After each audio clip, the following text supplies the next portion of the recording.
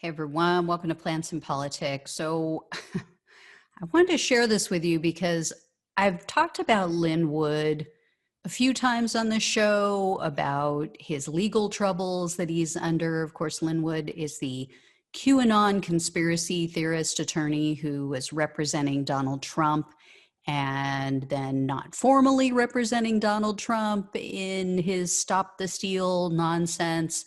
I've talked about how he's facing potential sanctions or a loss of his license to practice law in the state of Georgia because he's refusing to take a mental health examination.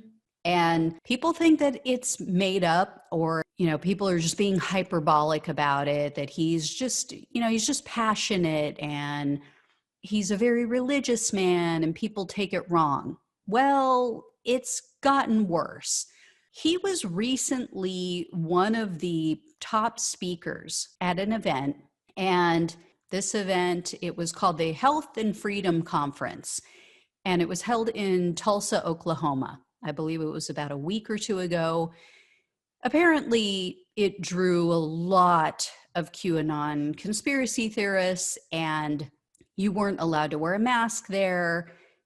A bunch of the people who were promoted as headliners and, main event speakers didn't even bother to show up. Some of them just sent in videos saying, hey, have fun. Like, they didn't even take it seriously, but the people in attendance really did. They took it very seriously. They talked a lot about adrenochroming, which I've just found out is this whole thing where they think that demonic, satanic Democrats are murdering babies and eating their adrenal glands or adrenal fluid or something to stay young. I knew about the blood, but I didn't know they took it this far. So at this event, Lin Wood kept making a Q symbol in the air with his hand. And apparently the crowd would just go wild when he would do it. And then he started talking about how Donald Trump was actually still the president. And everyone, I think, just assumed that he was speaking metaphorically, right? He was speaking figuratively. He said, Donald J. Trump is still the president of the United States of America. He is your president. So I don't even think the people who were there, who were nuts enough to believe this Q nonsense, were even believing that he was speaking in a factual manner and trying to say literally that the man is still there. Well, apparently he was. I'm assuming he was at this point because it just came out that he spent quite a bit of time today on the Telegram messaging app. This is a messaging platform. It's a private messaging platform that a lot of right-wingers have moved over to after Parler was shut down. This is where they all migrated to. So he's over there. He has, keep in mind, almost 900,000 followers. He apparently today, and there's screenshots showing this, kept posting all of these photos from inside the White House. He was posting a bunch of pictures of empty rooms in the White House and saying that he was looking for Joe Biden and he couldn't find them, but he found Donald Trump. And Donald Trump is still the president and he's still there working.